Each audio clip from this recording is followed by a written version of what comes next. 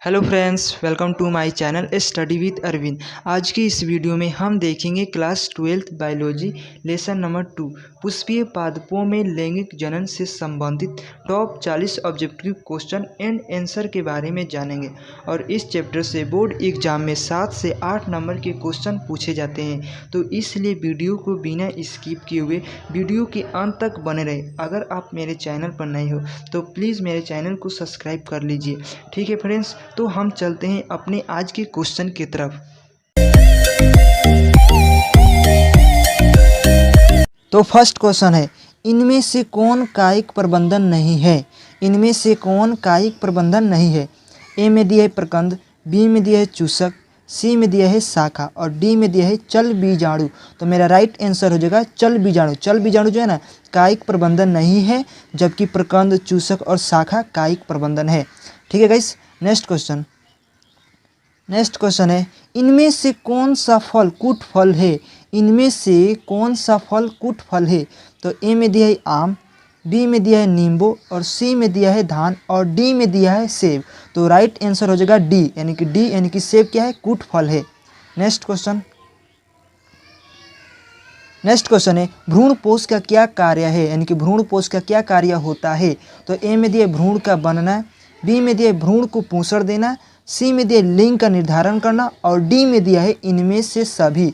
तो right answer हो जाएगा बी, यानी कि भ्रूण को पोषण देना, यानी कि भ्रूण पोष का कार्य भ्रूण को पोषण देना होता है। तो right answer B. Next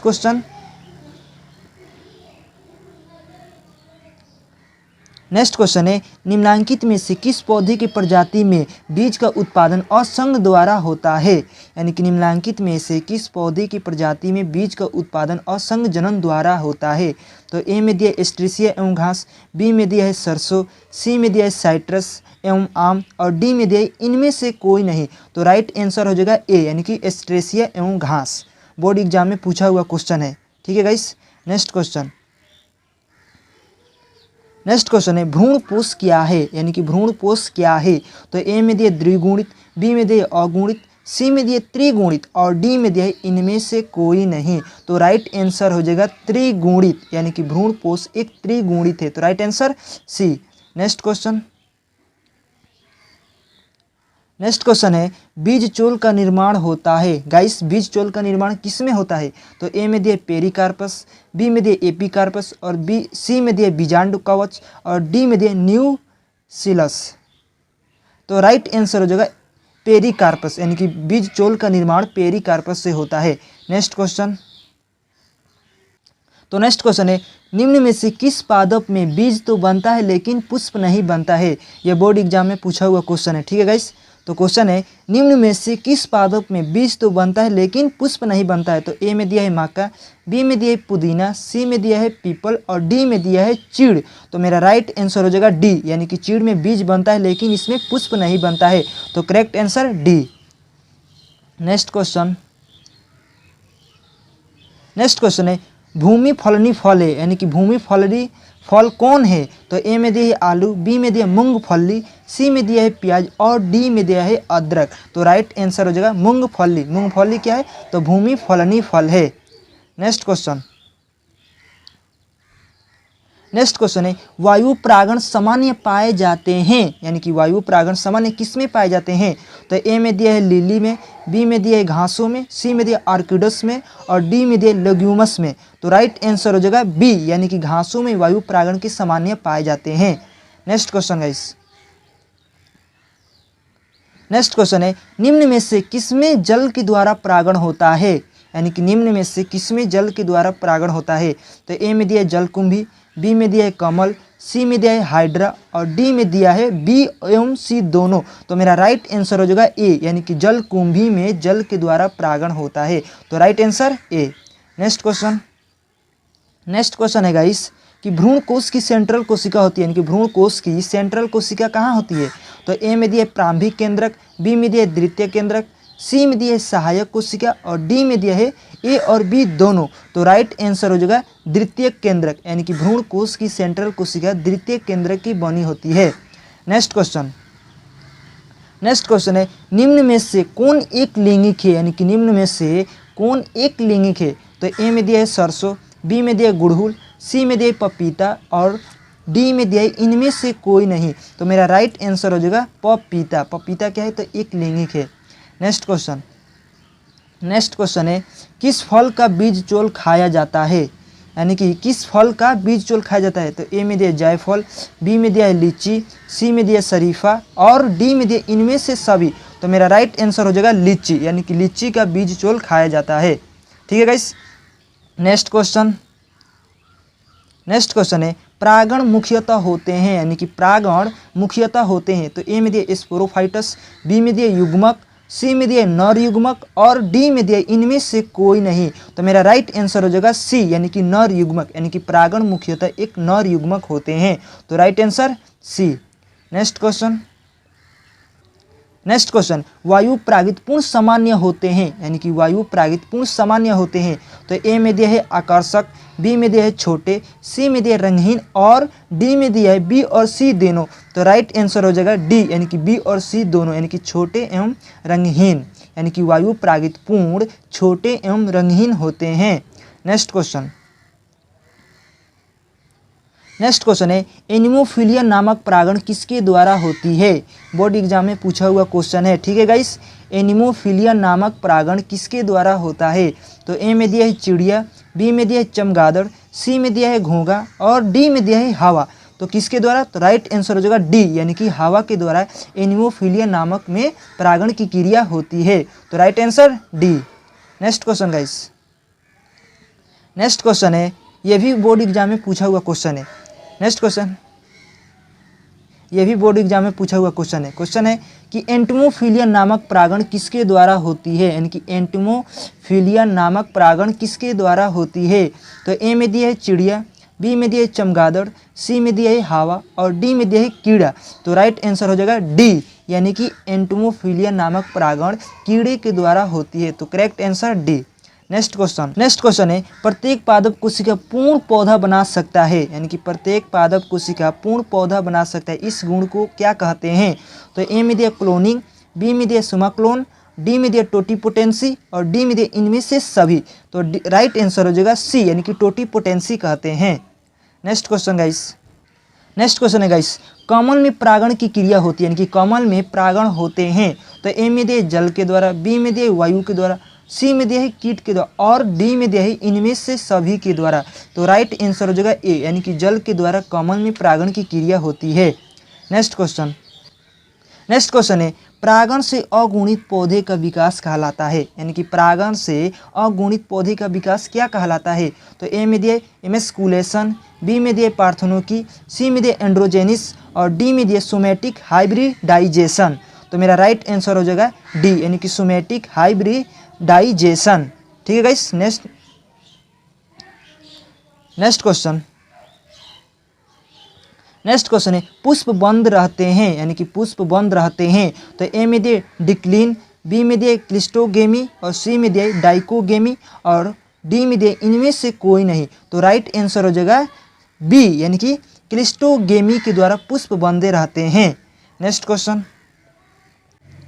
question है आवृत बीजों में कौन सी संरचना नहीं मिलती है। तो ए में दिया आर्क्योगेनिया, बी में दिया है अंडप, सी में दिया है प्राकुश और डी में दिया है गुरु युग्मध्रुवी। तो राइट आंसर हो जाएगा ए, यानी कि आर्क्योगोनिया आवृत बीजों की संरचना में नहीं मिलती है। तो correct answer A. Next question है सामान्य आवृत बीजी भ्रूणपोष होते हैं, यानी कि सामान्य आवृत बीजी भ्रूणपोष होते हैं। तो ए में दिया है एक कोशिकीय, बी में दिया है द्विकोशिकीय, सी में दिया है 5 कोशिकीय और डी में दिया है 7 कोशिकीय। तो मेरा राइट आंसर हो जाएगा डी, यानी कि 7 कोशिकीय, यानी कि सामान्य आवृत बीजों की भ्रूण 7 कोशिकीय होते हैं। नेक्स्ट क्वेश्चन है कि बीजांड के वृत्त को हम क्या कहते हैं। बीजांड के वृत्त को क्या कहते हैं। तो ए में दिया फ्यूनिकल, बी में दिया क्रेनकल, सी में दिया न्यूसेलस और डी में दिया पेडिसिल। तो मेरा राइट आंसर हो जाएगा ए, यानी कि फ्यूनिकल कहते हैं, यानी कि बीजांड के वृत्त को क्या कहते हैं, फ्यूनिकल। तो correct answer A. Next question है निषेचन के पश्चात बीजांड का परिवर्तन होता है। निषेचन के पश्चात बीजांड किस में परिवर्तित होते हैं। तो ए में दिए मध्यावरण, बी में दिया है बीज में, सी में दिए भ्रूणों में और डी में दिए भ्रूण पोष में। तो राइट आंसर हो जाएगा बीज, यानी कि निषेचन के पश्चात बीजांड बीज में परिवर्तित होते हैं। तो correct answer B. Next question है अनिषेक जनन सामान्य मिलता है। अनिषेक जनन सामान्य मिलता है किसमें? तो ए में दिए अंगूरों में, बी में दिए आमों में, और सी में दिए नींबू में, और डी में दिया है लीची में। तो मेरा राइट आंसर हो जाएगा अंगूरों में, यानी कि अनिषेक जनन अंगूरों में मिलते हैं। तो correct answer A. Next question है बीजांड में अर्धसूत्री विभाजन होती है। बीजांड में अर्धसूत्री विभाजन होती है। तो ए में दिए बीजांड डाय में, बी में दिए गुरु बीजाणु मृत्यु कोशिकाओं में, सी में दिए गुरु बीजाणु में, और डी में दिया है आर्किसोपोरियम में।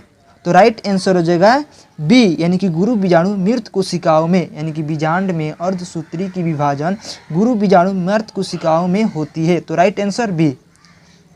नेक्स्ट क्वेश्चन है आवृत बीजों में दृढ़ निषेचन की खोज किसने की थी? यानी कि अनावृत बीजों में दृढ़ निषेच की खोज किसने की थी? तो राइट आंसर हो जाएगा नावा सचिन, यानी कि नावा सचिन ने आवृत बीजों में दृढ़ निषेचन की खोज की थी। जबकि नेक्स्ट क्वेश्चन है स्वयं परागण बनाने के लिए कितने सूत्री विभाजन की आवश्यकता होगी? यानी कि स्वयं परागण बनाने के लिए कितने सूत्री विभाजन की आवश्यकता होगी? तो ए में दिया है 100, बी में दिया है 50, सी में दिया है 25, डी में दिया है 20। तो मेरा राइट आंसर हो जाएगा सी, यानी कि 25, यानी कि स्वयं परागण बनाने के लिए सूत्री विभाजन की संख्या 25। तो correct answer C. Next question है घोंघे द्वारा परागण कहलाता है। यानी कि घोंघे द्वारा परागण क्या कहलाता है? तो ए में दिए मेलकोफिली, बी में दिए जूफिली, सी में दिए एनिमोफिली, डी में दिया हाइड्रोफिली। तो मेरा राइट आंसर हो जाएगा ए, यानी कि मेलकोफिली कहते हैं घोंघे के द्वारा। तो नेक्स्ट क्वेश्चन है निषेचन की खोज किसने की थी? निषेचन की खोज किसने की थी? तो राइट आंसर हो जाएगा स्टार बर्गर ने, यानी कि बी। राइट आंसर क्या हो जाएगा गाइस? बी, यानी कि स्टार बर्गर ने निषेचन की खोज की थी। Next question